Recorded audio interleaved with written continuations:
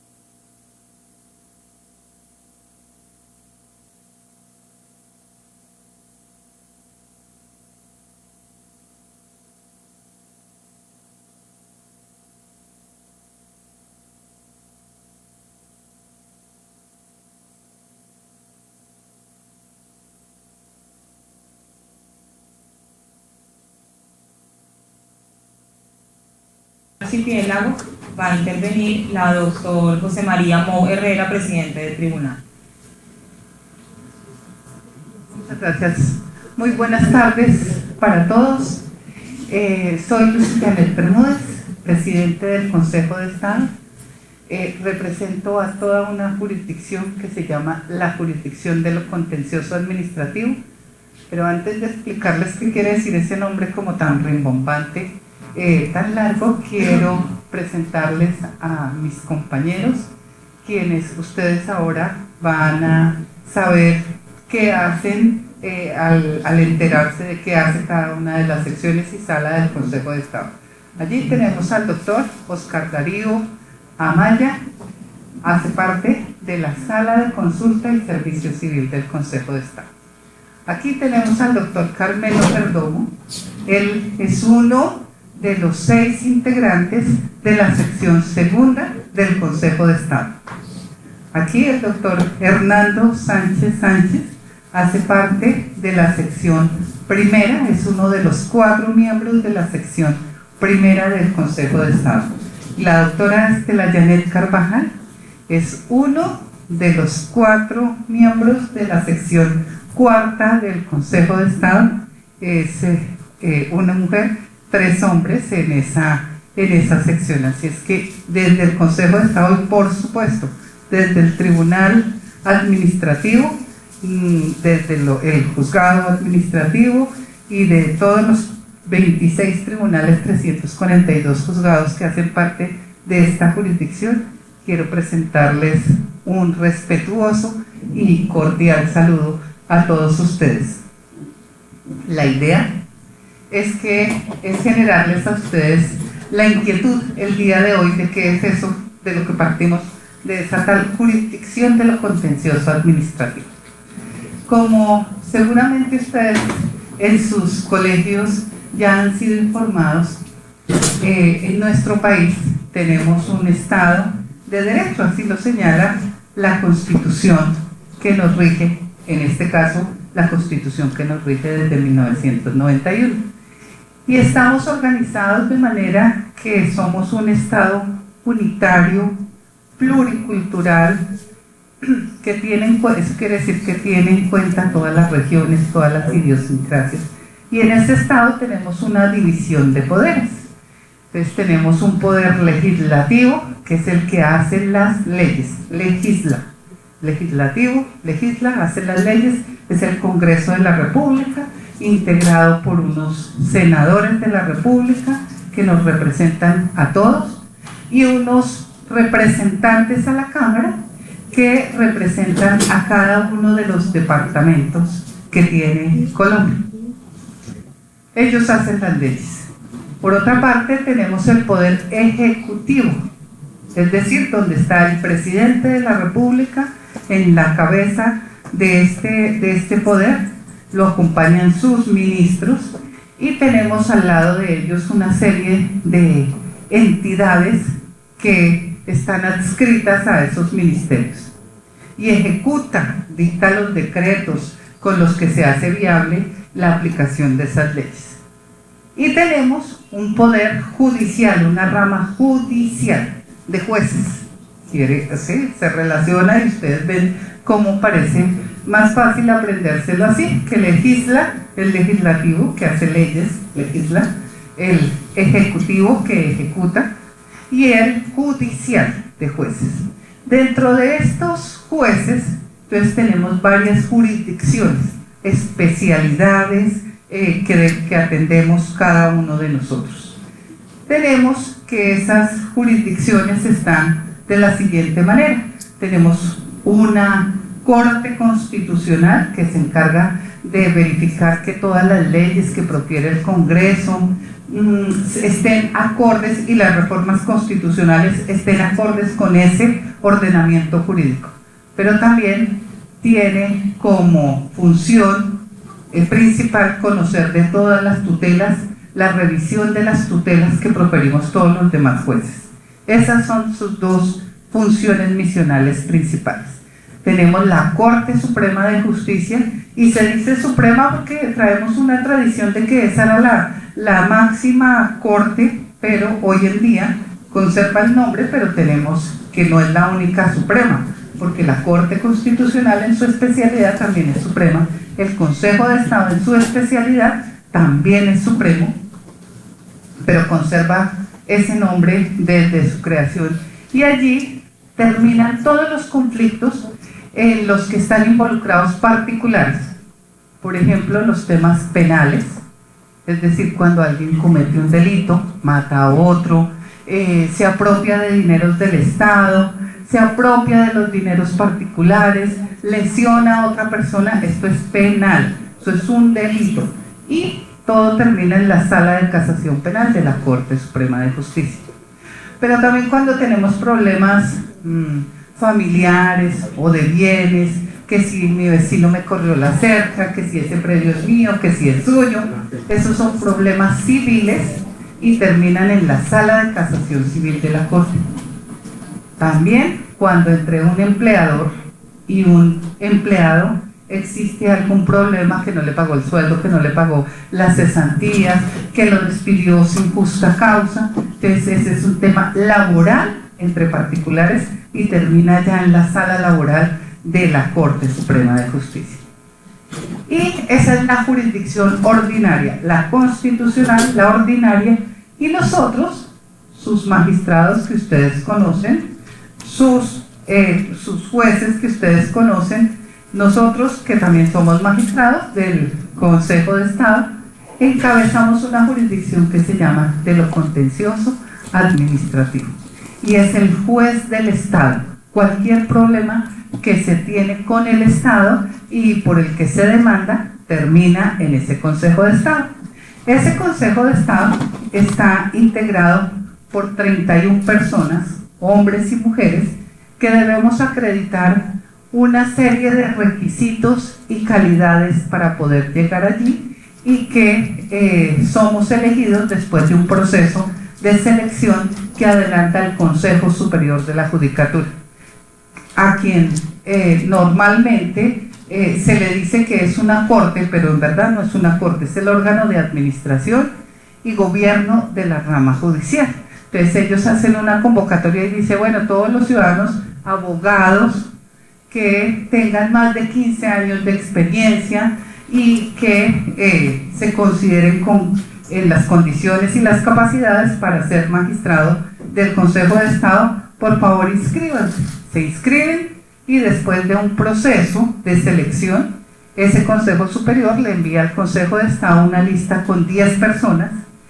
Entre esas 10 personas debe haber por lo menos 3 mujeres. En verdad yo creo que debe haber 5, porque la equidad de género quiere decir mitad, mitad.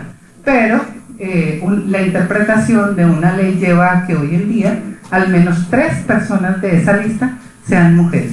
Y de esas 10 personas, el Consejo de Estado, los 31 integrantes, escogemos a quien va a reemplazar al que va cumpliendo su periodo constitucional, que es de 8 años.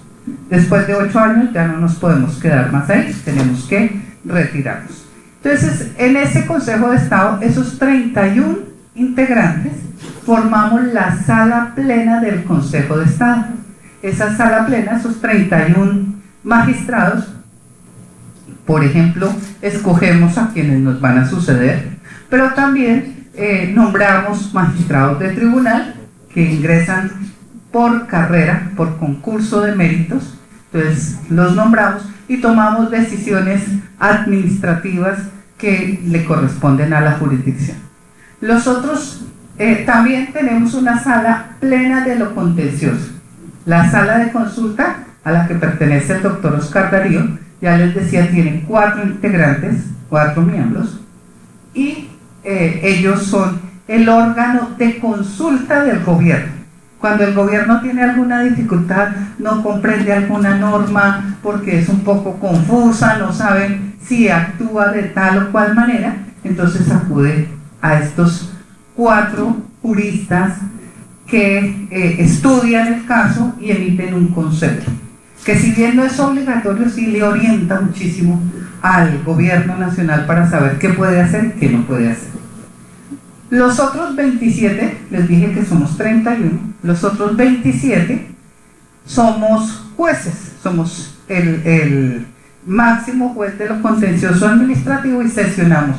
Uno, en una sala plena contenciosa, nos reunimos todos los martes en la mañana y resolvemos temas como pérdida de investidura de congresistas en segunda instancia, temas de gran importancia jurídica, trascendencia social, económica para el país. Esos los resolvemos allí. Pero también estos 27 hacemos parte a su vez de unas salas más pequeñas de las que hacen parte, y voy a empezar no por la sección primera, la dejo de última, si ustedes ya verán por qué, sino hacen parte algunos de los consejeros aquí presentes. El doctor Carmelo Perdomo hace parte de la sección segunda del Consejo de Estado. Cuando algún funcionario de la administración del Estado tiene problemas porque no le pagaron las cesantías, porque lo sacaron sin justa causa, porque no le pagaron el salario, porque el salario que le pagan no es el que le corresponde, esos asuntos de derecho laboral, pero laboral administrativo, llegan a esa sección donde está el doctor Carmelo Perdomo. Allí hay seis consejeros que se reúnen 3 y 3 para hacer 2 subsecciones y poder sacar un mayor número de asuntos de carácter laboral, que son muchísimos. Muchos funcionarios del Estado hacemos reclamaciones y luego, si el Estado no responde como esperamos, entonces tenemos que demandar, y eso termina allá en la sección segunda. La sección tercera, hoy no nos acompaña algún consejero de la sección tercera, pero se encarga de temas de responsabilidad contractual y extracontractual del Estado. Si una persona natural o jurídica se compromete a construir aquí esta avenida e incumple, pues tiene que acudir a una demanda del Estado para decirle, bueno, cumpla, o lo sanciono, y esa persona luego viene y demanda porque cree que no debieron sancionarlo. Eso es responsabilidad contractual. Y extracontractual, imagínense que vamos caminando por la calle y hay un hueco así de grande de una tapa de una alcantarilla y alguien se cae y se lesiona.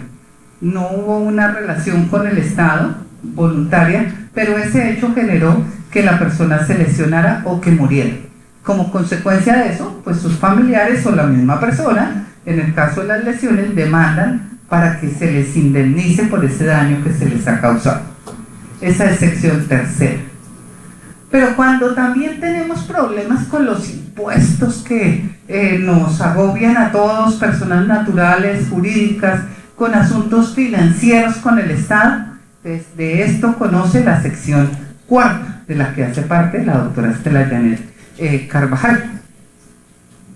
Pero también cuando se elige a un gobernador, a un alcalde, a un diputado, a un concejal, a un congresista, al presidente de la República, al rector de una universidad, al director de Coralina, por ejemplo, a cualquier servidor público que se lo nombra o que se lo elige y resulta que está inhabilitado porque, por ejemplo, tiene una condena penal, porque, por ejemplo, tiene una sanción disciplinaria o porque perdió la investidura, pues de esos asuntos conoce la sección quinta del Consejo de Estado. Se nos quedó la sección primera, pero resulta que es que la sección primera, de la que hace parte el doctor Hernando Sánchez, es la sección que se encarga de unos asuntos que a ustedes también les interesan muchísimo, de los asuntos ambientales, que para nuestro país y para nuestro archipiélago tienen tanto impacto, tanta importancia, y no solo para nuestro país, para la humanidad entera. Entonces, esos asuntos terminan allá, en esa sección primero. Pero resulta que hay muchos otros asuntos de los que, de nuestra relación con el Estado, pero no sabemos porque no es ni laboral, ni de responsabilidad contractual, ni extracontractual, pero tampoco es tributario, pero tampoco es electoral. Pues todos esos asuntos también van allá donde el doctor Hernando, y esa es una sala de competencia residual, todo lo que no nos corresponde a los demás. Ese es el Consejo de Estado, que está en la cúspide.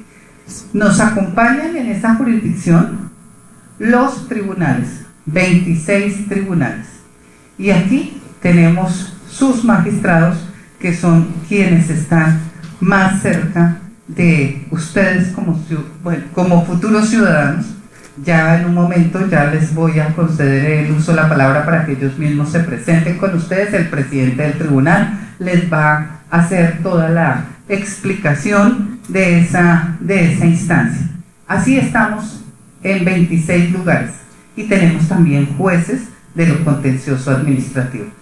Ese es el juez del Estado, ese es el juez de ustedes, que me complace mucho que ustedes estén aquí y que sean personas llamadas a comprender ese fenómeno, a saber que nosotros estamos cerca de ustedes, que nosotros hacemos parte de ese Estado y que nuestros servicios son muy importantes para ustedes.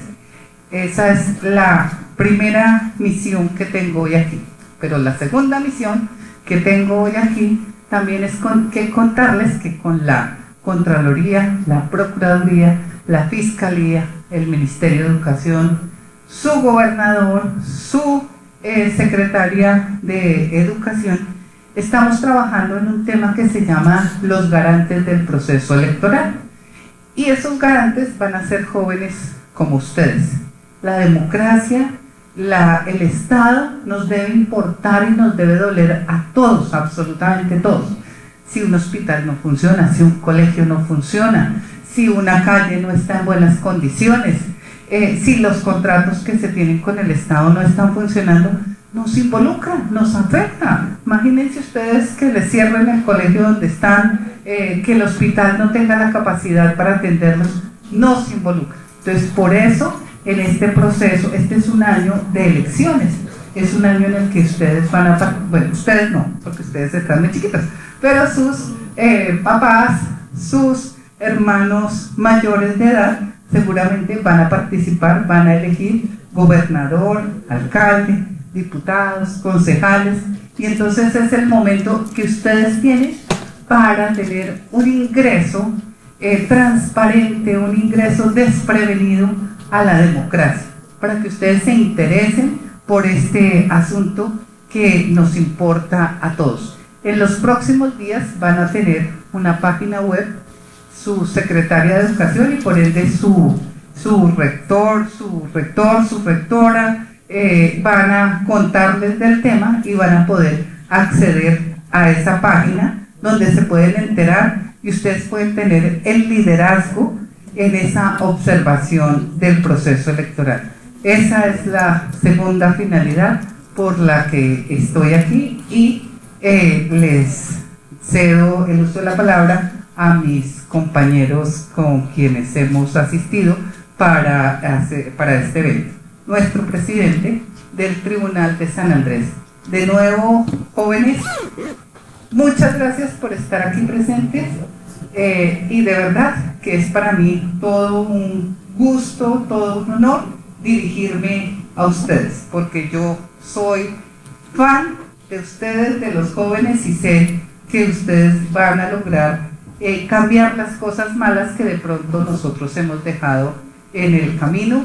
Pueden mejorar, ustedes son la esperanza, ustedes tienen esa fuerza, ese vigor, esa inquietud, esa inteligencia, y los invito a adelantar todos estos procesos y a involucrarse, a interesarse por el Estado, por la rama judicial que pertenecemos y nos debemos a todos ustedes. Muchas gracias. Muchas gracias a la doctora Lucía Bermúdez, presidente del Consejo de Estado. Buenas tardes, niñas y niños. También muy complacido de estar hoy acá con ustedes.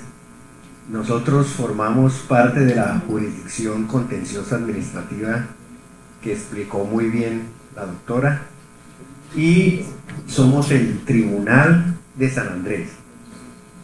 Todos los departamentos tienen sus tribunales, con algunas excepciones. Hay 26 tribunales a lo largo y ancho del país. Nosotros acá en San Andrés también tenemos nuestra jurisdicción de lo contencioso administrativo. Entonces quiero llamar a los doctores para que se presenten, por favor, los magistrados del tribunal y el señor juez. Mi nombre es José Mo, soy magistrado del Tribunal Contencioso Administrativo de San Andrés y ahora su presidente, el presidente es por el término de un año, así que me faltan unos meses para ser presidente y voy a estar muy pendiente de las cosas con ustedes. Hola chicos, mi nombre es Noemí Carreño Corpus, yo soy magistrada del Tribunal Contencioso Administrativo. Ahorita aspiro a decirles en forma muy sencilla, con ejemplos para que ustedes puedan comprender los diferentes temas que tiene el tribunal. Yo soy la tía regañona de una niña que está sentada en este auditorio, que la amenazan siempre cuando no hace alguna tareita que le van a contar a la tía Noemí. Nadie sabe quién es esa niña aquí. Entonces le damos la bienvenida a las niñas que van llegando. Y pues ahorita les voy a dar unos ejemplitos para que les sea más fácil comprender algunas de las cosas que nosotros hacemos. Bueno, mi nombre es Jesús Guillermo Guerrero, junto con la doctora Noemí y el doctor Mou, integramos la sala de decisión. Es decir, nosotros somos un juez plural, un juez colegiado, porque en la justicia administrativa y en la justicia ordinaria se diferencian las categorías de los jueces. Tenemos un juez singular, es decir, él solo resuelve la situación. Nosotros hacemos el control de su decisión en la segunda instancia de manera plural. Entonces, esa es una de las funciones importantísimas que en la democracia se tienen que cumplir, que son la doble instancia dentro de las decisiones judiciales. Estoy de vicepresidente del tribunal y también pues terminando ya casi este periodo que finaliza el otro año. Ya estamos en la mitad del camino y dispuestos a servirles a la comunidad. Hola niños, niñas, mi nombre es Ruder Cantillo, soy el juez administrativo. Y como lo decía el doctor Guerrero, cuando existen esas diferencias que explicaba la doctora Lucy Janet, las personas acuden ante la jurisdicción y en primera instancia le han sido asignadas ciertas clases de procesos al juzgado. Allí se toma una decisión, en este caso por este juzgado, y si hay desacuerdos, alguna de las partes considera que se pudo haber equivocado el juez, que considera que debe ser revisada en segunda instancia, pues interpone un recurso que se llama apelación y en segunda instancia el juez colegiado toma la decisión y analiza lo ya expuesto en la sentencia de primera instancia por este juzgado y ahí puede decidir si modifica, si revoca la decisión o si ha de hacer alguna claridad frente al tema que se ha decidido.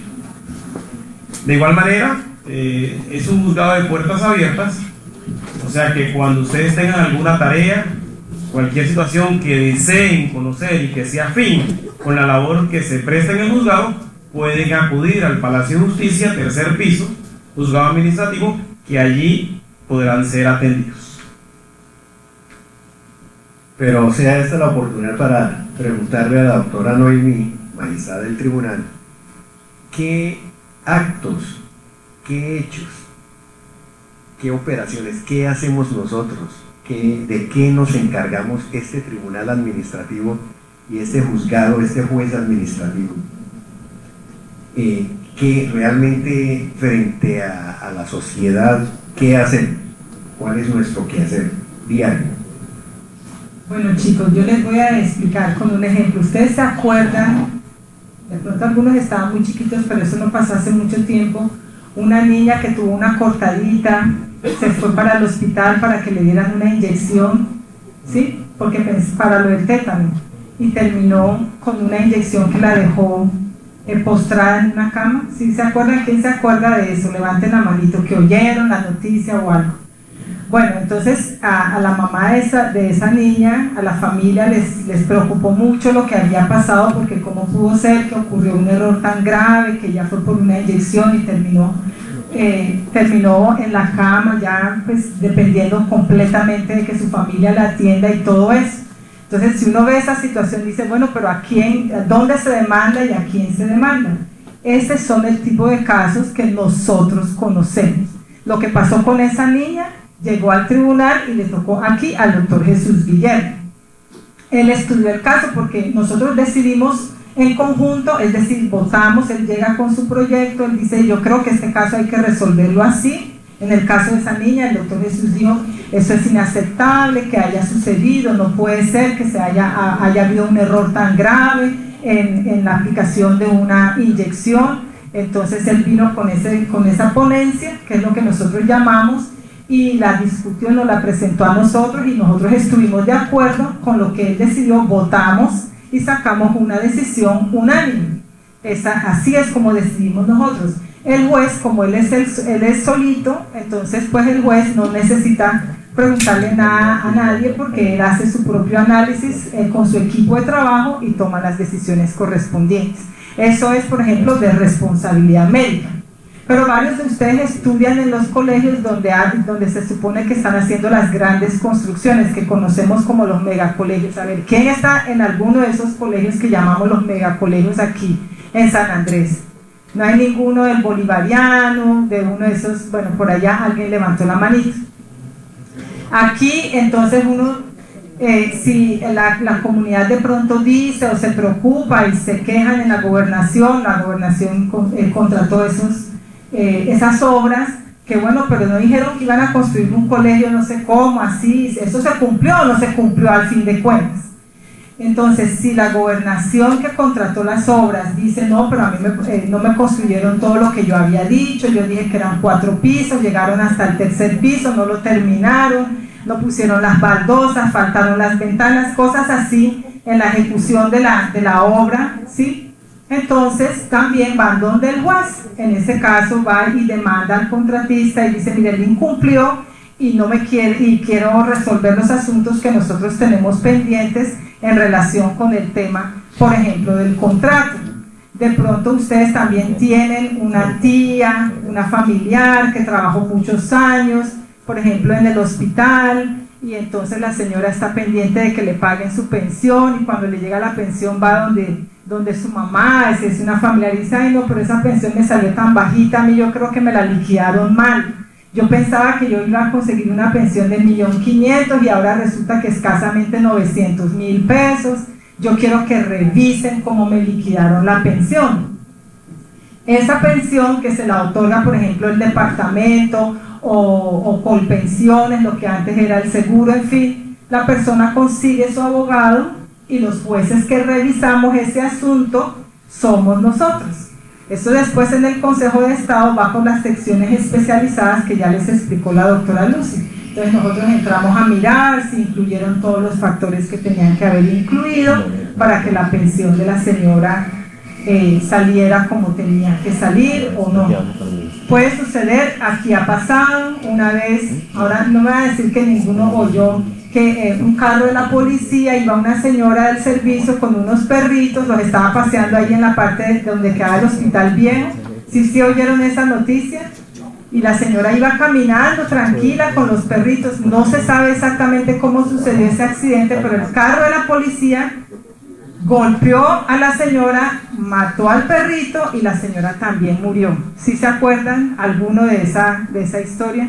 Bueno, era un carro de la policía, alguien, entonces es una entidad del Estado, hay que llevar el asunto donde el juez especializado para eso, que somos nosotros aquí en San Andrés, pero en todos los departamentos están los jueces especializados, que son los que vienen a mirar, bueno, al fin la policía tuvo responsabilidad o no, o fue que la señora se le cruzó al carro, o fue que el policía estaba distraído y se la llevó por delante. Bueno, en ese caso les quiero contar que quedó responsable la policía.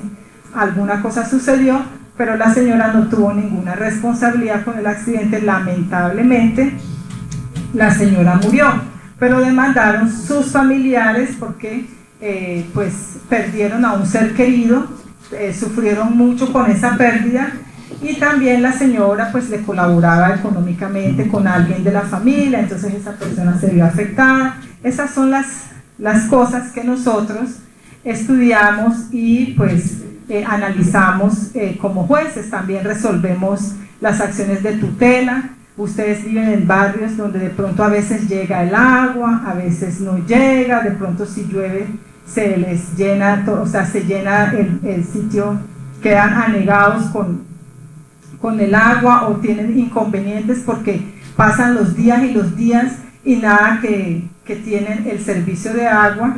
Si quisieran, y todo el barrio se pone de acuerdo, pueden buscar para presentar una demanda y solicitar que tengan acceso a un servicio público. Ese tipo de asuntos son los asuntos que nosotros conocemos y que nosotros resolvemos.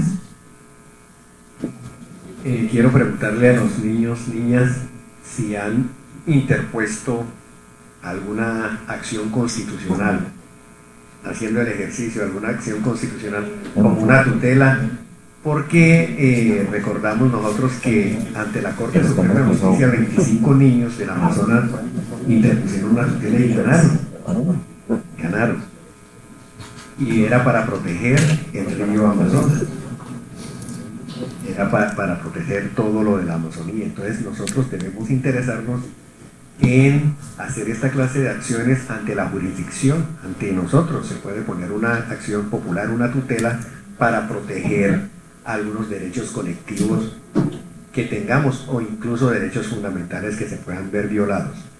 Damos la palabra al doctor Jesús Guillermo Guerrero, magistrado, para que nos explique sobre también qué ha hecho el tribunal en relación con las acciones populares para proteger el medio ambiente.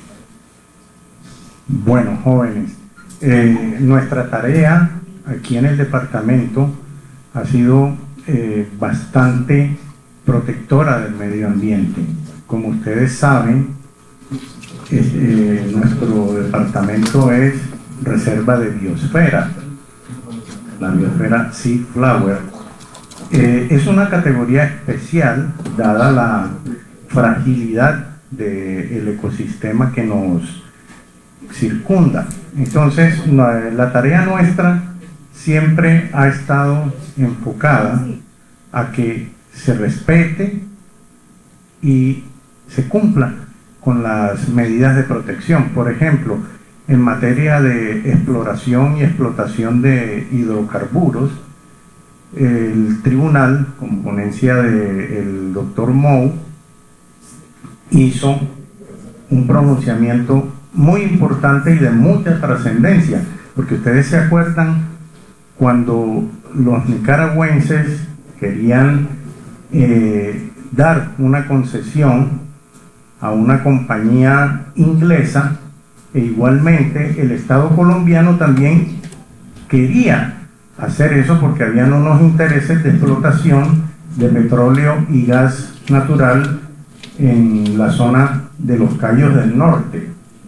Entonces un grupo de ciudadanos de aquí de la isla y de la Universidad del Rosario se preocuparon por la situación, plantearon el problema, y en vista de que era una situación que iba a generar un aspecto muy negativo para nuestro territorio, entonces se tomó la determinación de proteger los derechos colectivos al medio ambiente, a la prevención de desastres y a todas las circunstancias que pudiesen llegar a contaminar nuestros corales. Saben que esa es la base de la biodiversidad que tenemos en el archipiélago. Yo también quería, o sea, estaba esa acción, la del tema de basuras, la de el acueducto de algunos sectores, quienes viven por aquí por Pañajil o en donde se instauraron unas baterías de orden sanitario para que la gente del sector pudiese darle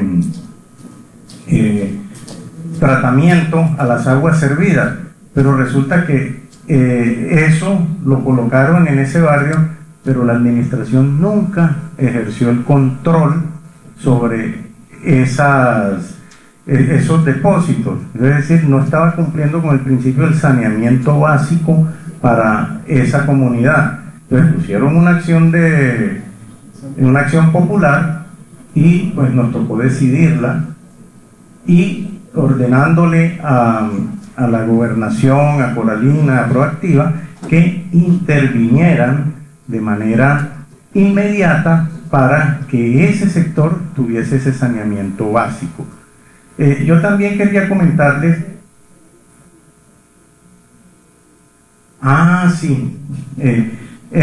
también en materia de derechos fundamentales, hemos fallado situaciones muy importantes. Por ejemplo, una señora que trabajaba en una entidad del Estado, el SENA, ella se había accidentado en una moto y le habían amputado la pierna. Resulta que ella había ejercido una contratación durante 8 años seguidos con la entidad, y de un momento a otro le dijeron: no le vamos a renovar su contrato. Entonces ella tenía una niña menor que estaba en el colegio y estaba desprotegida, porque su condición era de doble protección: una, mujer cabeza de familia, y dos, persona disminuida. Entonces, sobre un principio constitucional que es el de la ocupación laboral reforzada, estudiamos el caso y llegamos a la conclusión que a esa persona no se le podía discriminar de esa manera, que era más una situación de discriminación, de despojo hacia la posibilidad de que ella y su menor hija tuviesen una vida digna y que no quedaran desprotegidas de ninguna de las garantías sociales, a su salud, a la educación. Entonces le ordenamos al SENA que la contratara de nuevo. Entonces, de esa manera y en la construcción humana hemos ido desempeñando nuestra tarea. Muchas gracias, doctor Guillermo. Vamos a presentar a la doctora Estela Carvajal. Ella es consejera de Estado, magistrada de la sección cuarta del Consejo de Estado. Ella trae una información muy importante para nosotros, como quiera, que es la presidente de la Comisión de Género del Consejo de Estado ante la Comisión Nacional de Género. Entonces, muy breve. Invitarlos a todos, a las niñas y a los niños, a que en su ejercicio escolar lean la Constitución. Es una obligación de los colegios impartir la educación de la Constitución y además hacer ejemplos prácticos de qué hace un personero, de qué hace un contralor, de qué hace un juez. Y lo que les ha expuesto la señora presidenta del Consejo de Estado y aquí los compañeros del tribunal y del juez es que ustedes deben interesarse por hacer efectivos esos derechos, esas acciones de las cuales ellos les hablaron: la acción de tutela, la acción de cumplimiento, la acción popular para la defensa del medio ambiente, la acción electoral en vísperas en que estamos de elecciones. Pues todas pueden ser instauradas directamente por los ciudadanos sin ser abogados. Es un privilegio que tiene nuestro ordenamiento jurídico. Entonces, hacer valer sus derechos, conózcanlos.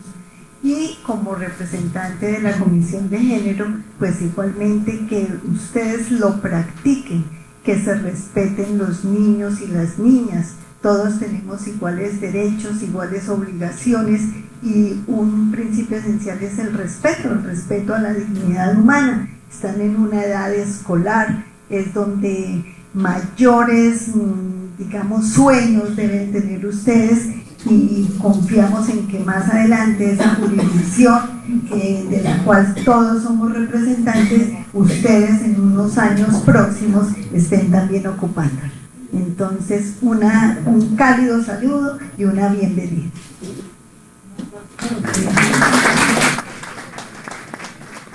Queremos seguidamente hacer unos juegos, la doctora, sí. Ay, la doctora. Al contralor. Pero podemos hacer una retira. Bueno, primero ustedes cuéntenme si tienen alguna pregunta para nosotros. ¿Tienen alguna pregunta? ¿Comprendieron todo? ¿De verdad? Uy, bueno, yo sé que son muy pilos, pero vamos a ver. Doctor Carmelo, ¿quiere? Por favor. Muy amable, gracias. Quiero, enviar un mensaje que la sección segunda conoce también de las sanciones disciplinarias que le imponen a los servidores estatales. Cuando la Procuraduría sanciona a una persona porque es inmoral, eso vaya, a veces se equivoca la Procuraduría y nosotros decimos no, aquí esto fue injusto, fue ilegal, no, quebrante una disposición legal, entonces anulamos. Así se llama la forma de sacar de matar ese acto administrativo, esa sanción, se llama anular. Pero hay un mensaje que quisiera dejar en ustedes que son como el futuro, que son quienes van a manejar la isla hacia el futuro. La Constitución tiene dos artículos que me gustaría como intentar explicarse, lo que son el sexto y el 122. El artículo sexto dice que las personas, todos nosotros, somos responsables solo por violar la Constitución o la ley. Y el servidor estatal lo es por esas mismas razones y por la omisión o extralimitación en el ejercicio de sus funciones, es decir, cuando se excede en el ejercicio de sus funciones. Muy bien, pero quiero hacer un énfasis en eso de la Constitución y la ley. Entonces, ¿qué hacen estas autoridades que aquí les mostraron ahora rato, el Ejecutivo? Es decir, recuerden que hay como tres ramas fuertes del Estado, que son la rama legislativa, la ejecutiva y la jurisdiccional, ¿cierto? O la judicial. ¿Sí recuerdan que la doctora Lucillanet les explicó? La señora presidenta. Entonces, eso quiere decir que las personas podemos hacer todo cuanto deseemos, menos lo que la Constitución y la ley nos prohíbe. Entonces vamos al punto. ¿Quiénes hacen las normas? La Constitución y la ley. Porque no solo la ley y la Constitución regulan la conducta colectiva, sino también los consejos municipales dictan unas normas, presten la atención a esto, dictan normas que regulan la conducta de la comunidad. Y las asambleas también, lo mismo que el Congreso de la República, dictan unos documentos que se llaman leyes. Esos documentos en general lo que hacen es limitar la conducta de la persona, limitar la libertad, regular la conducta de la persona. Porque, observen, podemos hacer todo menos lo que la ley nos prohíbe y la Constitución. Y esas constituciones y las leyes las puede hacer el Congreso de la República, ese que está allá en Bogotá. Luego esos congresos lo que hacen es regular la conducta colectiva. Regulan la conducta colectiva que dicho en otros términos, limitan la libertad de todos nosotros. Luego mi mensaje es que cuando vamos a escoger a esos personajes que hacen las leyes, que dictan unos documentos de carácter general para la isla, en el caso nuestro, se llama el Consejo Municipal de San Andrés, o la Asamblea del Departamento de San Andrés, dictan también unos documentos de alcance general que regulan también conductas colectivas porque dictan normas de tipo policivo que llamamos. Todo eso toca con nuestra libertad. Luego lo que hacemos es como depositar un poco nuestra voluntad en esos señores para que ellos nos regulen la conducta. Lo que quiero decirles, y qué pena que lo haga un poco atropelladamente, es que cuando vamos a escoger a esas personas que nos van a representar en esos estamentos, en esas corporaciones, debemos tener el mayor cuidado. Debe ser la gente más integérrima de la comunidad, los más íntegros de la comunidad, los más decentes de la sociedad. Ese era un poco el mensaje que quería dejarles. Muchísimas gracias. compañeros, que ya ahorita vamos a ver si de verdad sí nos pusieron atención. No, yo sé que sí nos pusieron atención. Doctor Hernando, ¿quiere decirles algo o pasamos a las preguntas? Usted me ayuda. Eso, entonces aquí el doctor Oscar, el doctor Hernando nos van a ayudar con una pregunta, a ver quién la responde para efectos de darles un premio. Chiquitico, pero con todo el corazón. Doctor Hernando. Bueno, a ver, la señora presidenta dijo que había 3 ramas del poder público: la rama ejecutiva, la rama legislativa y la rama judicial. Muy bien. En la rama judicial hay unas altas cortes, donde una de esas altas cortes es la Corte Suprema, la Corte Constitucional, el Consejo de Estado, y hay un Consejo Superior de la Judicatura. Entonces, el Consejo de Estado, nosotros pertenecemos a ese Consejo de Estado. ¿Cuántas secciones tiene el Consejo de Estado? A ver. No. ¿Sí? A ver.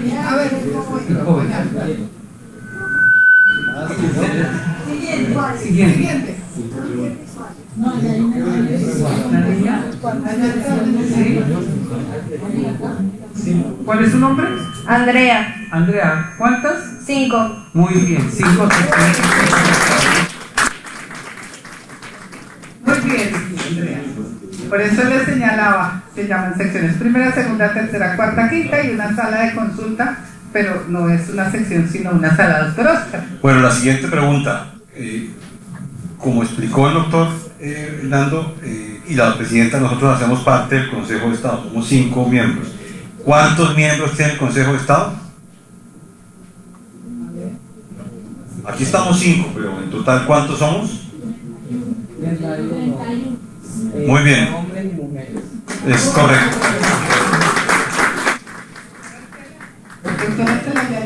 Otra pregunta, por favor.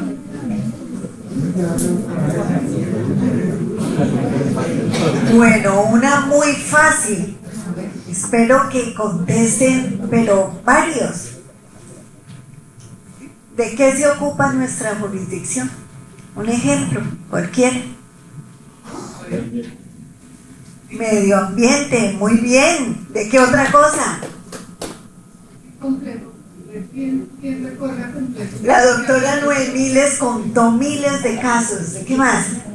¿De qué nos ocupamos en la jurisdicción de los contenciosos? Yo le dije, somos el juez de tutelas, muy bien. Medio ambiente, tutelas. Sí, asuntos laborales. ¿Qué otra cosa?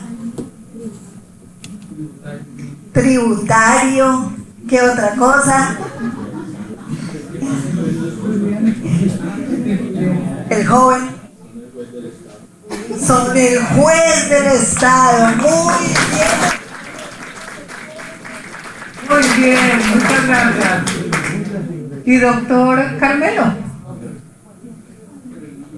Es que no, solo el juez del Estado es, de lo demás sí conocemos, pero doctor Carmelo, una pregunta. Muy bien, difícil. la señora presidenta, esta es suave.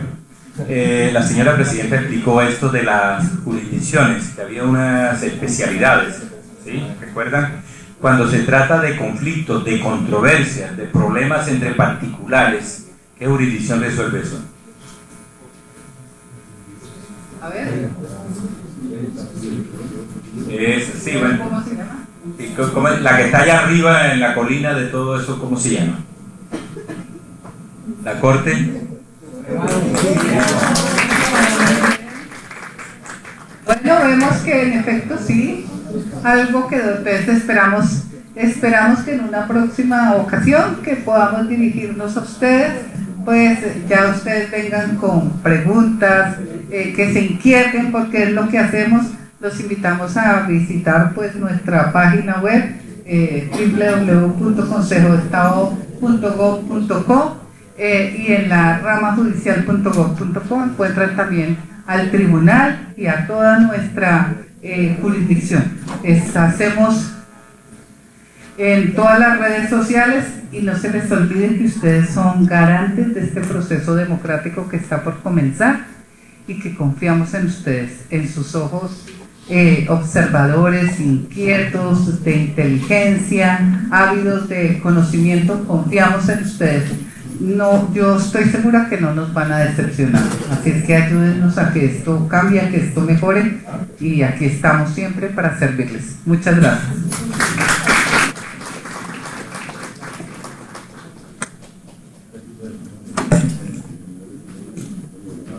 Bueno, buenas tardes. Ya es un horario un poquito difícil, pero vamos a hablar ahorita, y también con unos detallitos también muy sencillos, pero de lo que habla la Contraloría General de la República, de lo que somos como Contraloría General de la República. Yo me presento brevemente. Mi nombre es Luis Carlos Pineda Belles, soy actualmente el Contralor Delegado para la Participación Ciudadana de la Contraloría, vengo de Bogotá, y estamos aquí en esta jornada con los honorables magistrados del Consejo de Estado. Esta actividad que tuvimos con ellos es muy bonita, aquí los magistrados sentaditos, muy juiciositos, explicándonos, y en este momento también nos dan la posibilidad de presentar qué hacemos nosotros como Contraloría General de la República. Voy a hablar 5 minuticos, pero voy a hacer 5 preguntitas, a ver si nosotros nos atinamos, y además vamos a pedirles un favor a ustedes, que es suscribir un pacto, ¿cierto?, para que nos ayuden en nuestro ejercicio. Bueno, primera cuestión a tener en cuenta, vamos a decir qué es, para qué es, cómo lo hace, cuándo lo hace y para qué lo hace. Nosotros somos Contraloría General de la República, y la Contraloría se encarga de vigilar los recursos públicos de la nación, ¿cierto? Todos los recursos públicos de la nación. Les hago una pregunta a ustedes. ¿Alguien sabe cuántos son los recursos que se destinan para San Andrés en este año para el Sistema General de Participaciones? Es decir, para la educación de ustedes. Bueno, estamos hablando de 41.000 millones de pesos que en este año se han destinado para el Sistema General de Participaciones aquí en San Andrés. Bueno, la Contraloría se encarga de vigilar ese recurso, y ese recurso es por una competencia que tenemos en el artículo 267 de la Constitución Política. Ahora, ¿quién se encarga de hacer esto? Un señor que se llama el Contralor General de la República. El Contralor actualmente es el señor Carlos Felipe Córdoba Larrarte, un Contralor que ya tiene una experiencia en control y que se encarga de ejercer esta vigilancia y control de los recursos públicos. ¿Cómo lo hace? A través de unas auditorías y a través de unos procesos de responsabilidad fiscal. ¿Esto es cómo lo hace? ¿Cómo cuida un Contralor General los recursos públicos? A través de auditorías o a través de procesos de responsabilidad fiscal. Interesante, ¿o no? Pregunta: ¿qué se necesita para ser Contralor? Porque ustedes de pronto, en algún momento, van a ser Contralores Generales de la República, y estoy seguro que San Andrés va a dar un Contralor General de la República dentro de algunos años. ¿Qué se requiere para ser Contralor General de la República? Primero, ser un ciudadano en ejercicio, ¿cierto? ¿Cuándo se es ciudadano en ejercicio? Pregunto a ustedes. ¿En qué momento somos ciudadanos? Cuando cumplimos 18 añitos, ¿cierto? Entonces se necesita ser ciudadano. Además, se necesita ser colombiano de nacimiento. Se necesita ser profesional. Se necesita ser mayor de 35 años y se necesita haber ejercido la cátedra universitaria por 5 años o más, y obviamente no haber sido condenado por ningún delito. Son como 5 requisitos o 6, ¿cierto? ¿Por cuánto tiempo se elige el Contralor General de la República? Por 4 años, ¿cierto? Y esto es lo que nos va a permitir a nosotros durante 4 años ejercer la vigilancia de todos los recursos de los colombianos, desde la región insular hasta Leticia, desde el occidente hasta el oriente, y tener todas estas posibilidades de vigilar estos recursos públicos. Pregunta: ¿cuándo se fundó la Contraloría y hace cuánto funcionamos como Contraloría General de la República? ¿Desde cuándo? Hace 96 años. Muy bien. ¿Cómo es tu nombre? ¿Y por qué sabes eso, Yelena? Bueno, muy bien. Sí, muy chévere. Es que siempre que hago una pregunta, casi nunca nadie la sabe, entonces estoy muy contento, estoy muy feliz. Pero bueno, 96 años. ¿Quién fundó la Contraloría General de la República? ¿Un qué? Un gringo, listo. Un señor que se llamó Henry Walter Kemmerer, ¿cierto? Y la fundó por allá en 1923 y ya vamos a cumplir 96 años. Dicen que es una niña apenas empezando dentro de la institucionalidad, ¿no? Muy bien. Entonces tenemos una Contraloría, tenemos un Contralor, tenemos un periodo de 4 años, pero ¿quién elige a este Contralor General de la República? ¿Quién? ¿Quién elige al Contralor General? No, tú te las sabes todas, tú ya las sabes. ¿Sabes quién elige al Contralor General? ¿Quién? El Estado. ¿A través de quién? Sander, ¿no? ¿A través de quién? A través de del Congreso de la República, ¿cierto? El Congreso de la República elige al Contralor General por un periodo de 4 años para vigilar los recursos públicos y lo hace a través de auditorías o de procesos de responsabilidad fiscal. Ahora les voy a pedir un favor a ustedes. Aquí hay un personero o hay contralores estudiantiles. ¿Tú eres la personera? ¿Tú eres la contralora? Ah, caray. Ya sabes todo. ¿Tú eres también contralora? ¿Y tú también contralora o personero? ¿Tú? Personero. Tenemos aquí, pero todos. ¿Tú, cómo es tu nombre? ¿Qué? Willy y Night. Muy bien. Tenemos aquí unos contralores y unos personeros que nos van a ayudar a nosotros a custodiar los recursos públicos.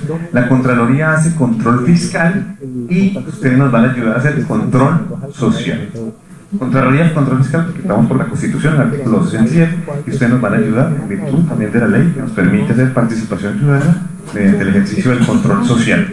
Y lo digo por lo siguiente: vamos a suscribir hoy un documento. ¿Tú eres Contralor, Sander? ¿Tú eres líder? Un líder, muy bien. Pero vamos a suscribir hoy unos documentos, unos pactos, donde ustedes nos van a ayudar a cuidar sobre todo 2 cosas muy importantes para nosotros los colombianos. La primera, y en este caso concreto, los planes, los programas de alimentación escolar, ¿cierto? A nivel público, el Estado, de esos 41.000 millones de pesos, tienen que asignar unos recursos importantes para los programas de alimentación escolar y tienen que ser en calidad, en oportunidad, sobre todo que haya cobertura, ¿cierto? Es terrible, pero en nuestro país a veces no sucede eso, a veces los alimentos no se presentan de debida forma y por tanto ustedes nos van a ayudar y vamos a suscribir aquí un documento donde nos van a ayudar con eso. ¿Y por qué vamos a suscribir este pacto? Porque a veces de pronto nosotros venimos a una región y ya quedó todo, ¿cierto? Hicimos el evento y nos olvidamos y chao, y nos encontramos dentro de 20 años cuando algunos de ustedes sean Contralor. Queremos hoy que permanezcamos en comunicación, ¿cierto? Para no perdernos, para que seamos, de pronto estemos coordinados y tengamos la posibilidad de trabajar juntos. Sobre todo, eventualmente vamos a organizar un evento en la ciudad de Bogotá, donde podremos concurrir varios de los líderes o contralores o personeros para que nos ayuden en nuestro ejercicio de control. Entonces vamos a suscribir este pacto para la vigilancia del control social mediante el control social de los programas de alimentación escolar. Asimismo, también nos van a ayudar, y esto en virtud de la estrategia del Consejo de Estado, a vigilar los procesos electorales. ¿Por qué los procesos electorales? Porque esperamos que ustedes nos ayuden a vigilar que las personas que se van a presentar para estos cargos territoriales, gobernador, alcalde, diputados, concejales, sean personas idóneas. Y esto les vamos a presentar una estrategia a través de la página web que dijo la doctora Lucy Janet, donde ustedes pueden presentar ahí sus inquietudes. Sobre todo con una posibilidad, que vamos a vigilar las elecciones y que les vamos a pedir el favor a ustedes que nos ayuden a que cualquier elección que nosotros tomemos en la vida sea una elección con coherencia, ¿cierto? Sea una elección honesta. Si nosotros tomamos elecciones para nuestras vidas, es importante que también tenemos como una elección coherente aquella elección política, ¿cierto? Y ustedes se van a preparar para que algún día elijamos la persona correcta, la persona más idónea que nos va a regir en nuestros destinos. Ojalá sea alguno de ustedes en algún momento que pueda ejercer,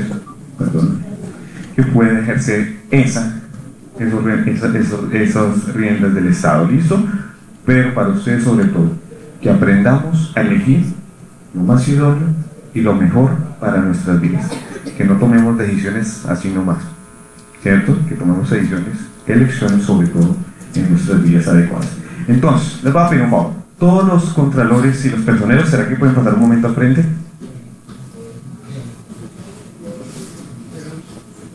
¿Cómo están?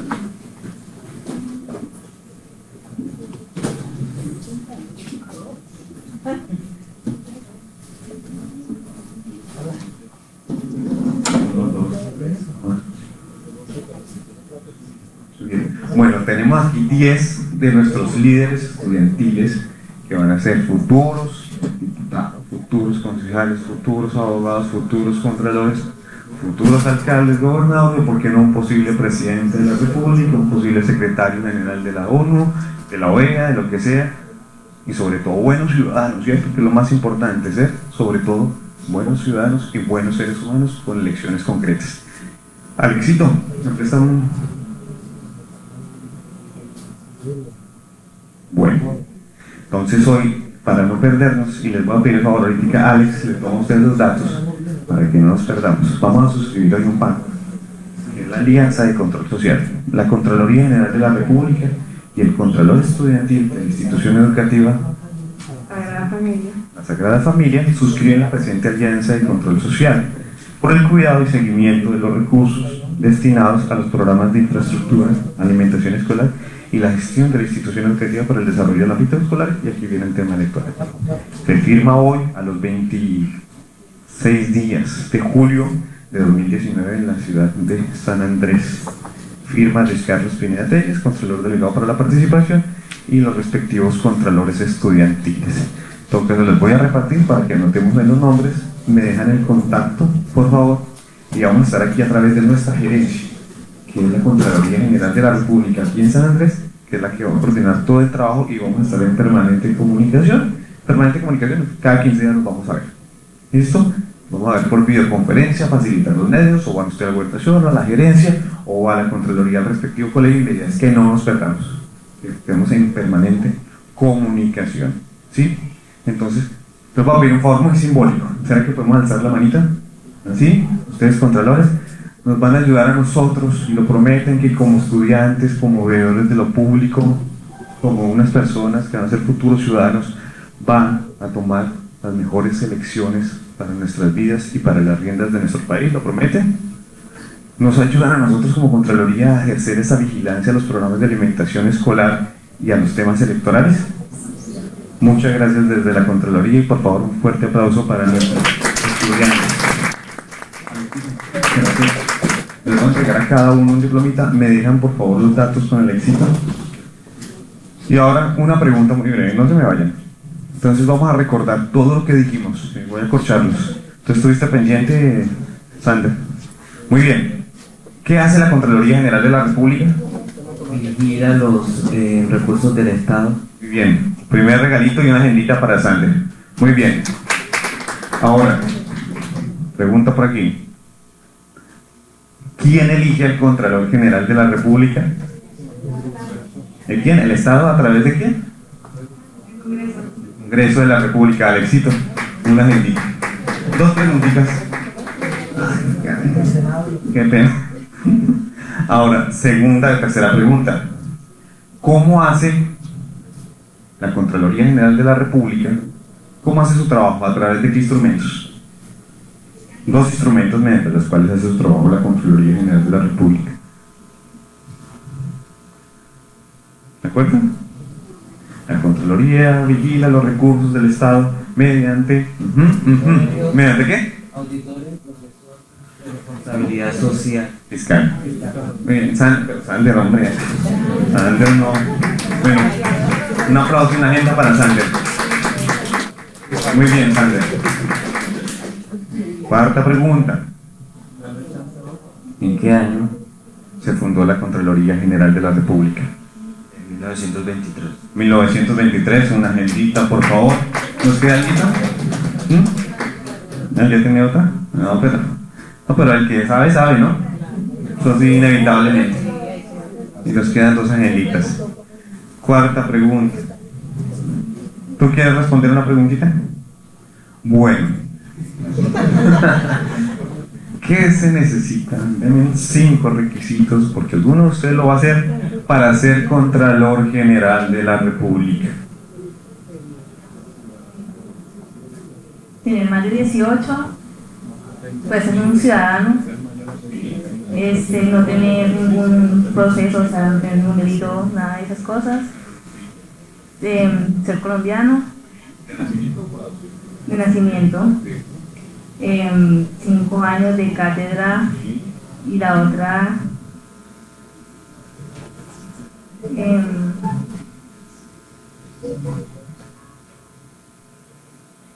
tener una cierta edad de 35 años. ¿Qué profesión tienes? ¿Tú estás estudiando en la representante estudiantil? Muy bien, futura Contralora General, puede ser porque conoce los requisitos. Quien sabe de sus derechos, sabe de sus deberes, también sabe de sus derechos. ¿Listo? ¿Qué nos queda, Alexito? ¿Una agendita? Muy bien. Y la última pregunta para todos ustedes es la siguiente. ¿Por cuántos años es elegido el Contralor General de la República? Bueno, 4. ¿Tenías agendita? Bueno, una agendita, por favor. A ustedes mil gracias y esperamos que no se olviden que hace la Contraloría General y que este proyecto de justicia abierta. Muchas gracias. Alexito, los datos, por favor. Perdón. Gracias. Bueno, muchísimas gracias al Contralor Delegado que les ha hecho estas explicaciones. Nosotros de verdad apreciamos mucho el esfuerzo que ustedes hayan venido, porque sabemos que a veces en las horas de la tarde aprovechan para tomar su siesta. Les tenemos un refrigerio. También la Defensoría del Pueblo va a darles unas explicaciones, porque eso es muy importante. Son solo 5 minuticos y el señor del refrigerio se está organizando para poder atenderlos a ustedes como se lo merecen. Entonces de aquí no se pueden ir sin su refrigerio. Vamos a escuchar a la Defensoría del Pueblo.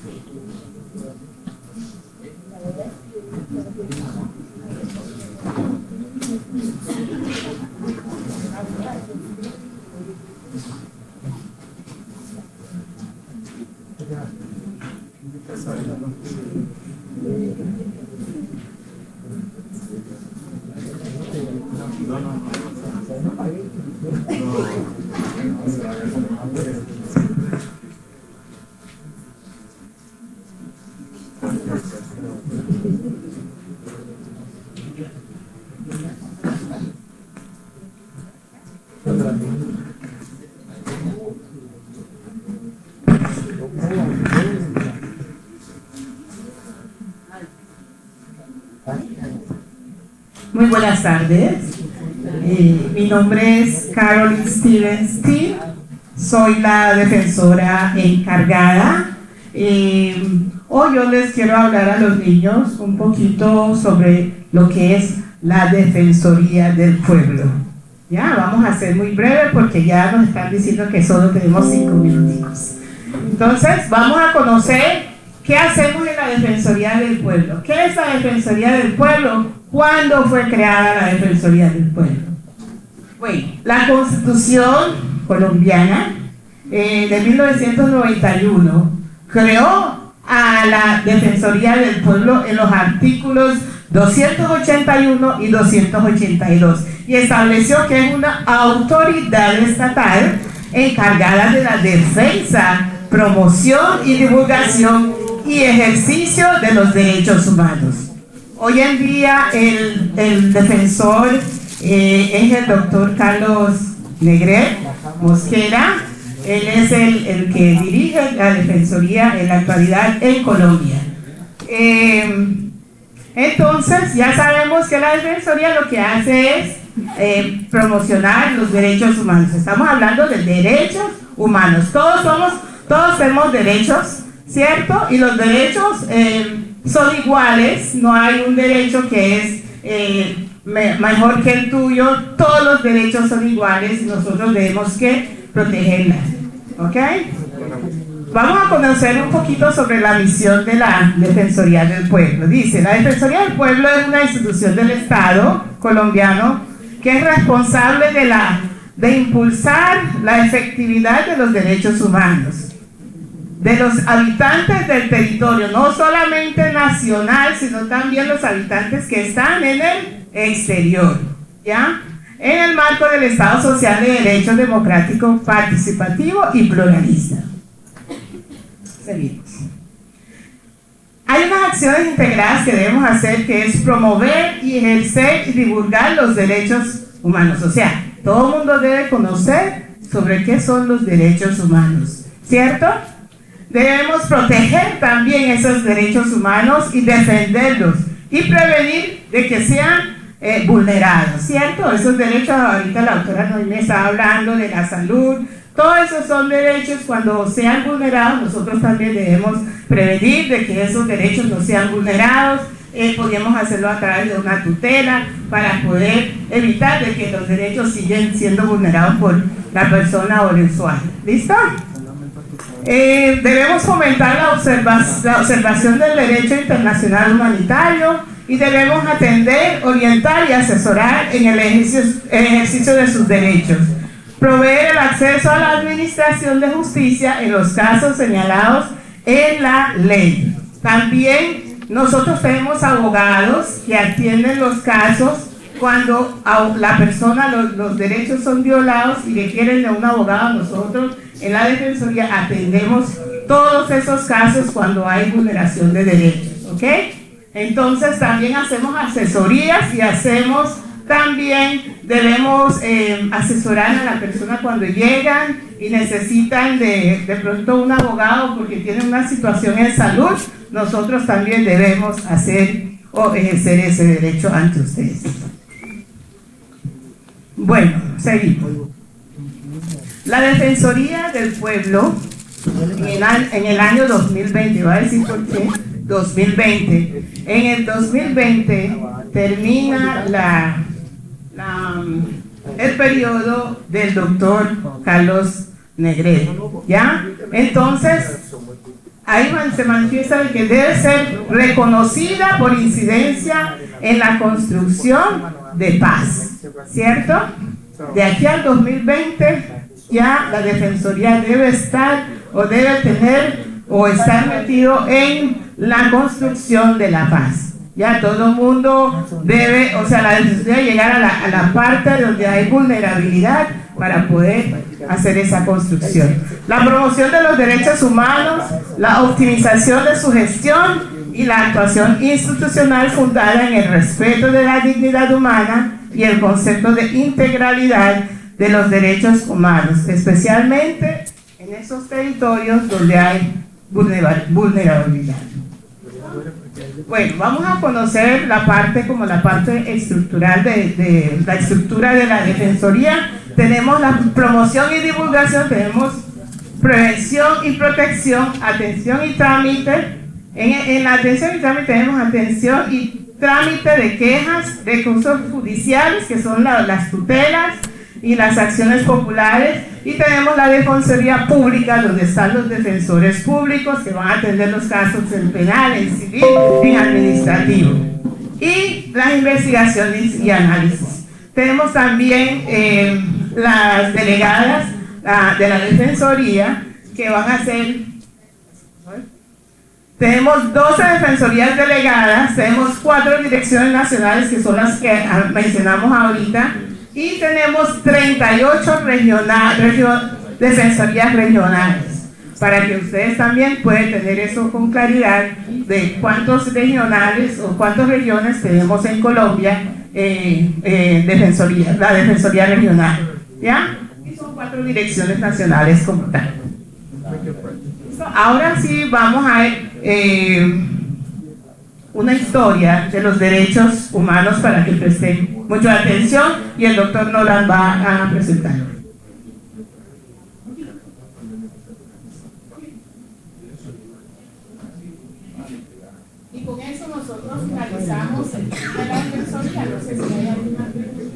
inaugurando la Embajada del Cargo, un video donde se ve la historia de los derechos humanos. Es muy lindo y ustedes después van a querer hacer preguntas. Muchas gracias.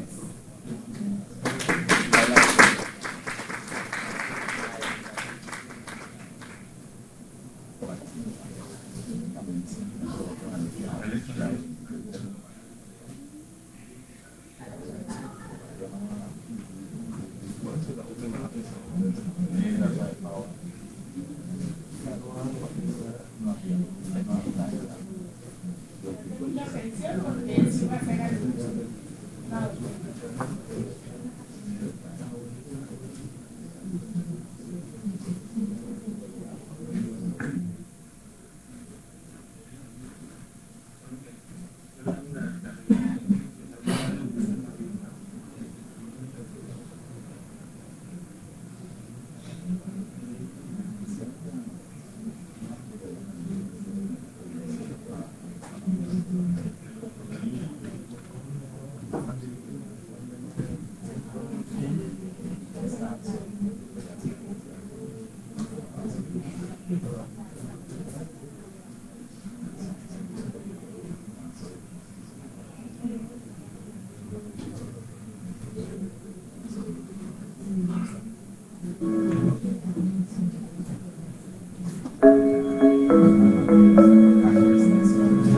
Human rights is,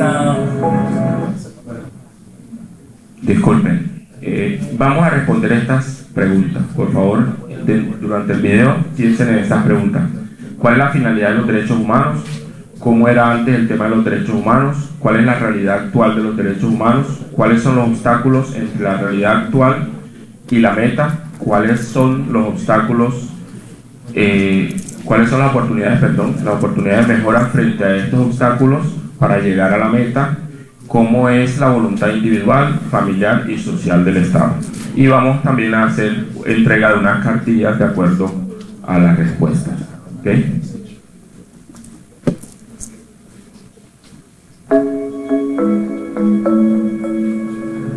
human rights is, at least that's a good question. Human rights. Wow. I don't even know how to give that a definition. I'll probably have to do a little bit of homework or something. Any right that I think just as a normal, human, The rights that humans have. it's a very large debate. Tú le puedes preguntar a 20 personas y te van a dar 20 diferentes opiniones. Non saprei, è una domanda complicatissima. Stuff is that we just take it for granted that they're there, but we don't even consider what they are.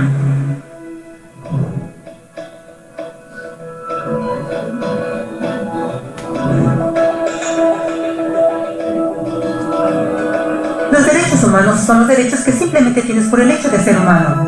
Es la forma en que instintivamente esperas que se te trate y el trato que mereces como persona, como el derecho a vivir en libertad, a expresar tus pensamientos y a ser tratado con igualdad.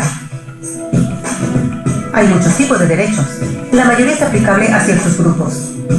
Pero los derechos humanos son los únicos que corresponden absolutamente a todos, en todas partes. Significan niños, personas mayores, gente pobre, basquetbolistas, recolectores de basura, cantantes de rap, maestros africanos, indios albanos, cristianos, musulmanes, cabalistas, ateos, tu mamá, tu papá, el vecino y tú mismo. Todos tienen exactamente los mismos derechos humanos.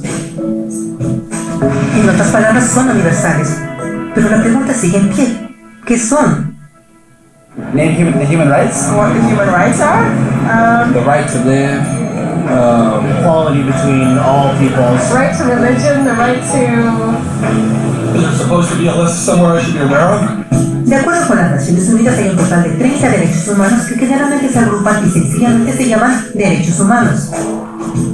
Todos ellos se enumeran en la Declaración Universal de Derechos Humanos, que es el documento más ampliamente aceptado sobre el tema. Pero fue hace mucho tiempo cuando surgieron. Al principio no había derechos humanos. Si estabas con el grupo correcto, estabas seguro. Si no, bueno, no lo estabas. Pero entonces un personaje llamado Ciro el Grande decidió cambiar todo eso. Después de conquistar Babilonia, hizo algo completamente revolucionario. Anunció que todos los esclavos eran libres. También dijo que la gente tenía la libertad de escoger su religión sin importar de qué grupo formara parte. documentaron sus palabras en una lápida de barro conocida como el cilindro de Ciro, y así nacieron los derechos humanos. La idea se extendió rápidamente a Grecia, la India y finalmente a Roma. Se dieron cuenta que las personas siguen naturalmente ciertas leyes, aun si no se les pedía. Llamaron a esto ley natural, pero siguió siendo pisoteada por los que tenían el poder. No fue sino hasta 1000 años después, en Inglaterra, donde finalmente lograron que el rey aceptara que nadie podía invalidar los derechos de las personas, ni siquiera el rey. Los derechos de las personas fueron finalmente reconocidos y ahora estaban protegidos de quienes estaban en el poder, hasta cierto punto. Aún se necesitó que un grupo de rebeldes británicos declararan su independencia antes de que el rey aceptara que todos los hombres fueron creados iguales.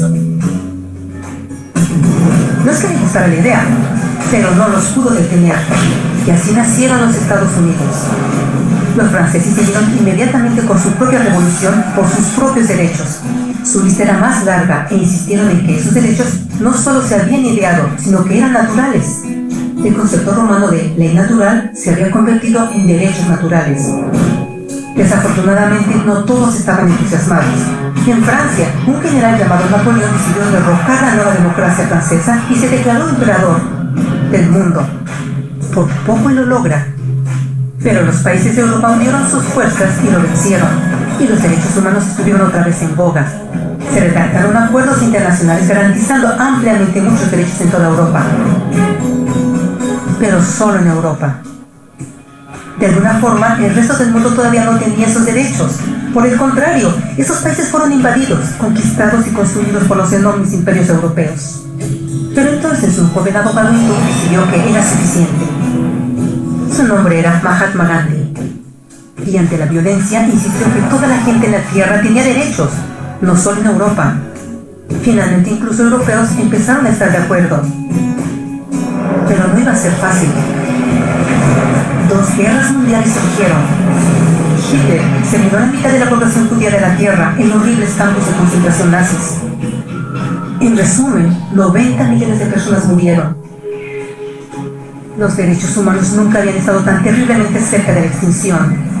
Y el mundo nunca había estado tan desesperado por un cambio. Así los países se unieron y formaron las Naciones Unidas. Su propósito básico era reafirmar la fe en los derechos humanos fundamentales, en la dignidad y el valor del humano. Pero, ¿qué son los derechos humanos? ¿Eran las proclamaciones de Ciro, las leyes naturales de Roma, las declaraciones de Francia? Todos parecen tener una idea un tanto diferente de lo que los derechos humanos deben ser. Pero bajo la supervisión de Eleanor Roosevelt, finalmente estuvieron de acuerdo en un grupo de derechos para todos absolutamente. La Declaración Universal de Derechos Humanos. El concepto francés de derechos naturales se había convertido finalmente en derechos humanos. Así en resumen, primero solo unas cuantas personas con suerte tenían algunos derechos, hasta que una de estas personas decidió, oye, otras personas también deberían tener algunos derechos, lo cual fue grandioso, excepto que no todos estuvieron de acuerdo, y solo costó unos cuantos miles de años de lucha, declaraciones y más lucha hasta que todos finalmente aceptaron que los derechos humanos deberían ser para todos, y vivieron felices por siempre. Excepto por un pequeño problema. Si la gente tiene el derecho a alimentación y cobijo, ¿por qué 16.000 niños están muriendo de hambre cada día? ¿Uno cada 5 segundos? Si la gente tiene libertad de expresión, ¿por qué miles están en prisión por expresar sus ideas?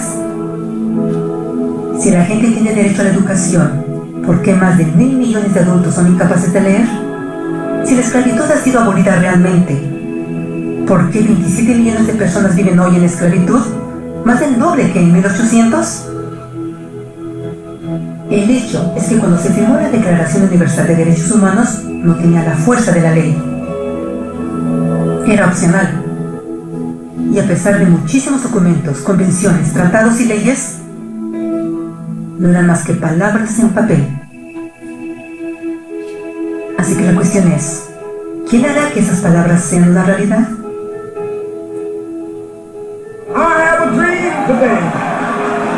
Cuando el Dr. King marchó a favor de la igualdad racial, estaba marchando por los derechos que habían sido garantizados por las Naciones Unidas desde hacía casi 2 décadas. Pero de todas maneras, él marchó. Cuando Nelson Mandela defendió la justicia social en los años 90, su país había acordado ya abolir tal discriminación de casi 40 años. Pero de todas maneras él luchó. Esos que luchan hoy contra la tortura, pobreza y discriminación no son gigantes o superhéroes. Son gente común.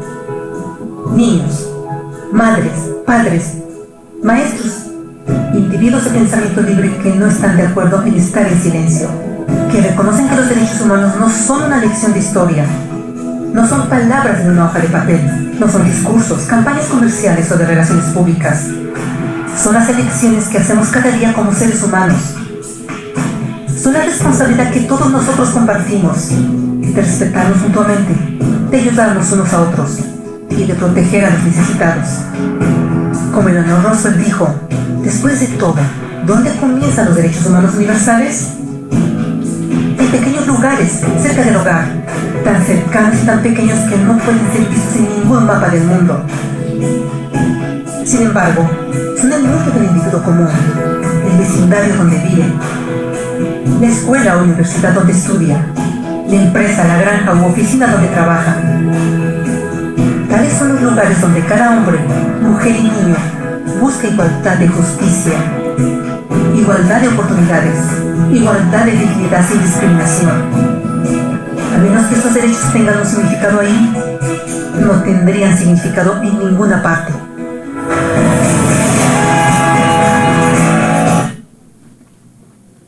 Ok.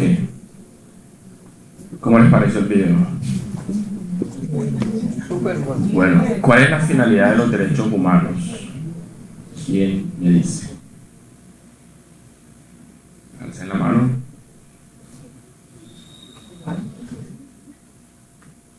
Los derechos humanos son los derechos que tenemos por el simple hecho de ser persona, las cosas a las que somos permitidas hacer o realizar, pero también recordando que mis derechos terminan donde comienza el derecho de los demás. Gracias. Recuérdame, tu nombre es Nairet.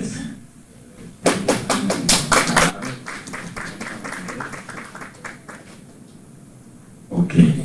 ¿Cuál es la meta? ¿Qué busca la Declaración Universal de los Derechos Humanos cuando emiten estos 30 artículos donde están diciendo estos son los derechos de todos? ¿Cuál es la finalidad? ¿Qué se les ocurre?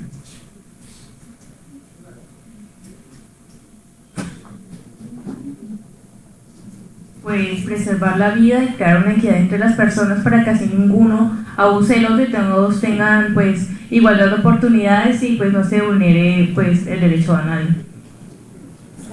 ¿Tu nombre es? Gabriela. Muchas gracias, Gabriela. Excelente respuesta, Gabriela. Bien. Ya con esa respuesta, ¿cómo era antes el tema de los derechos humanos? En el video, ¿cómo se ve que era antes el alianza? Pues los derechos humanos no existían y pues todo el tiempo la integridad de las personas se veía afectada. Ronnie. Muchas gracias, Ronnie. Excelente. Primero aquí y después Bueno, antes, pues como dijeron anteriormente, no había ningún tipo de derechos. O sea, literalmente era legal hacer cosas en contra de lo que era la humanidad. Yo sí. Justin, muchas gracias. Ok, efectivamente, en alguna parte del video dice que el que estaba con el grupo indicado tenía derechos y el que no, no tenía derechos. ¿Eso no le suena actualmente a una frase que dicen por ahí? ¿No han escuchado esa frase o algo parecido? Actualmente. ¿No han escuchado nunca lo malo no es la rosca, sino no estar en la rosca? Es lo mismo. Es lo mismo. Ok. Entonces, con esa frase vamos, ¿cuál es la realidad actual de los derechos humanos?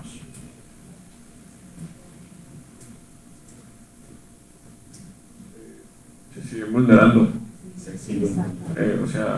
Como tal, la realidad actual es que los derechos solamente están en papel. Como tal, hay países en los cuales todavía no los implementan con la misma eficacia. Gracias, Jocelyn. Una cantidad para Jocelyn. Bien, eso. Pues yo diría que en relación a como estaba antes, es una realidad muy cruel, ya que antes no existían como está el Consejo de Estado, los congresistas, que son todos los que velan por esos derechos, antes no existían, y yo diría que está igual o peor, porque ya que aún existiendo esas gentes que velan por los derechos humanos, que deberían de estar, digamos, con un mayor control a que esos derechos se cumplan, no se evidencia eso. Sí, ¿Recuerdas tu nombre? Nairet. Nairet, me confunde el Nairet. Bien, eso, excelente respuesta de Nairet. Anteriormente no estaban instituidos los derechos humanos y no había las entidades para garantizar esos derechos humanos.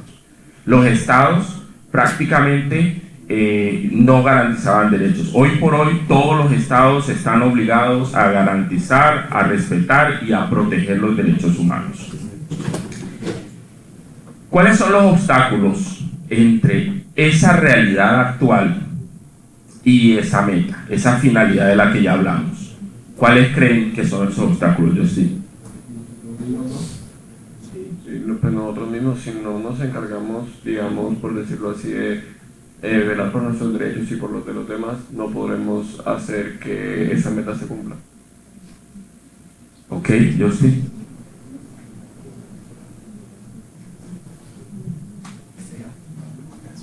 Actualmente los derechos humanos no son respetados por todos y la meta es que absolutamente todos respetemos los derechos de los demás y los de nosotros mismos. Andrea. Gracias, Andrea. Pienso que un obstáculo sería, pues de tanto es que todos conocemos nuestros derechos y no nuestros deberes, entonces esto nos hace perder la mirada, porque si no conocemos nuestros deberes no podemos decir que tenemos derecho a ciertas cosas. Sander, gracias. Sander nos habla de los deberes. Nairet.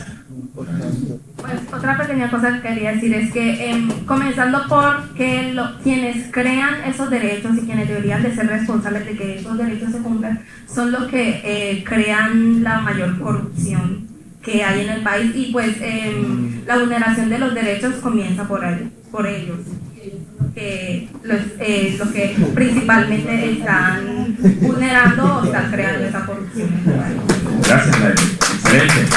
Bueno, ahí tenemos una frase, la corrupción. Por allá, perdón, el nombre tuyo es, recuérdame. Sander. Nos hablaba algo muy importante, que es el conocimiento. Él decía que todos conocemos nuestros derechos, pero no conocemos nuestros deberes. Pero en realidad hay mucha gente que desconoce sus derechos y también sus obligaciones. Los derechos humanos es una moneda de doble cara. Por un lado está el derecho y por otro lado está el deber. Si yo tengo el derecho a la libre expresión, yo tengo el deber de respetar la libre expresión de la otra persona. Entonces, no son diferentes, solo que son de doble cara. Los mismos derechos son los mismos deberes. Bueno, tenemos la corrupción y el conocimiento de los derechos. No todo el mundo, incluso algunos de pronto saben cuáles son sus derechos, pero no saben los mecanismos a través de los cuales pueden exigir estos derechos o ante qué instituciones pueden hacerlo. ¿Qué otros obstáculos se les ocurren?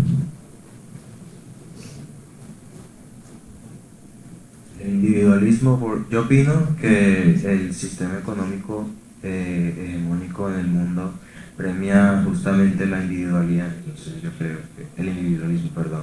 Entonces yo creo que ese es uno de los impedimentos más grandes que tiene la sociedad para que los derechos humanos sean de verdad universales. De acuerdo. Excelente. El egoísmo, la codicia, todos estos sentimientos negativos que tienen las personas de manera por el individualismo. Excelente. Entonces, si esos son los obstáculos, ¿cuáles serían la oportunidad de mejora ante esos obstáculos? ¿Qué podríamos hacer para vencer esos obstáculos? Sander. que todos empecemos a pelear por un derecho común y no por un derecho colectivo, perdón, y no común, y que nosotros como jóvenes empecemos a hacer uso de nuestras facultades y utilizar los mecanismos de participación, veeduría, para que estos temas se puedan se puedan mejorar. Muchas gracias, Sander. Yo, Sander, le quitaría a eso, y para todos, el lenguaje construye realidad. Y tú dices pelear. Cuando hablamos de pelear, enseguida vemos un ambiente, debemos construir. Cuando hablamos de derechos humanos, hablamos de manera positiva. Debemos construir una cultura de derechos humanos, donde todos actuemos a través de nuestras costumbres, nuestros hábitos, de manera respetuosa con los derechos de otras personas. ¿Qué más? ¿Qué oportunidad de mejora hay? Pues yo creo que alzar nuestra voz, nosotros como jóvenes tenemos que aprovechar esta arma también, de unirnos en uno solo, o sea, no un arma de decir de pelea de conflictos, sino un arma también de buscar la paz, porque buscando la paz, una herramienta, exacto, buscando esa paz, nos unimos y alzamos nuestra voz a decir, estos son nuestros derechos, también a ahuyentar a esas personas que muchas veces ni conocen sus derechos, están ocultados en un lugar como a la oscuridad, no saben cuáles son sus deberes, sus derechos, porque siempre han sido tratados desde muy jóvenes y nunca se limitan a alzar la voz, solo creen que esto es lo que me toca a mí, así es mi vida y tengo que hacerla, y no es así. Creo que si nosotros, sabiendo cuáles son nuestros derechos, alzamos nuestra voz para los menos indefensos, darles la oportunidad que también alcen su voz, estamos logrando también una meta una oportunidad de llegar a la meta que siempre han querido lograr. Excelente, gracias. Bueno, se nos acabó el tiempo. Entonces los invitamos a que sean promotores de derechos humanos como la Defensoría. Antes de terminar, quiero dejarles una información. Todas las entidades del Estado están dispuestas o obligadas para garantizar derechos humanos, para respetar, garantizar y proteger derechos humanos. La Defensoría del Pueblo tiene una función misional, como lo decía mi compañera, de promoción, ejercicio y divulgación de derechos humanos.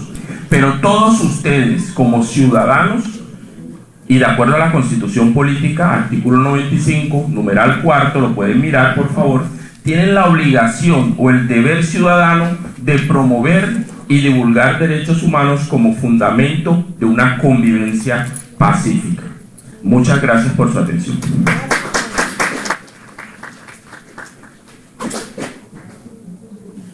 Les agradecemos su participación en esta jornada de justicia abierta, multicultural, participativa y transparente, liderada por la presidenta del Consejo de Estado. Muchísimas gracias a la Defensoría del Pueblo, a la Contraloría General, a todos ustedes nuevamente por venir. Les vamos a ofrecer un refrigerio para que por favor nos acompañen saliendo del auditorio. Muchísimas gracias, que tengan buena tarde y feliz fin de semana.